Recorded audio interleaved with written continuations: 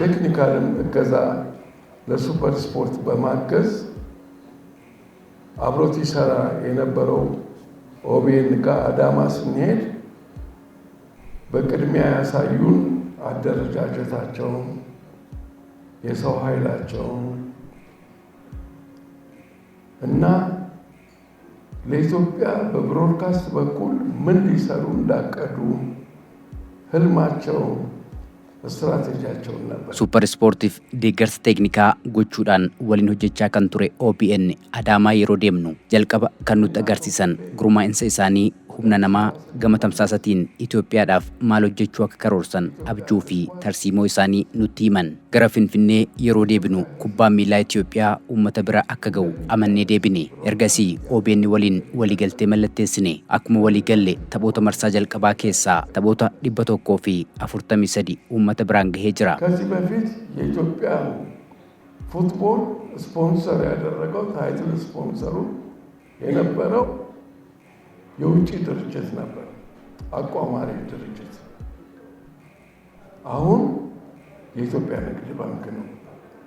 የኢትዮጵያ ንግድ ባንክ ፈርቀዳጅ በመሆናቸው ከልብ ላመሰግን እፈልጋለሁ።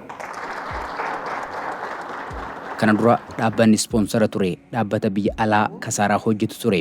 Amma sun baankii daldala Itoophiyaatiin bakka bu'ee jira. Kun waan guddaadha. Baankiin daldala Itoophiyaa kanaaf galateeffamuu qaba. በጣም የምንመካበት የኢትዮጵያ አየር መንገድ dhaabbileen gurguddoon Itoophiyaa keessa jiran hirmaachuu qabu.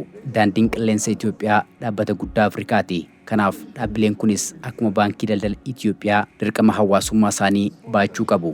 ሌሎች ሀገሮች ሳውዝ አፍሪካ ብንሄድ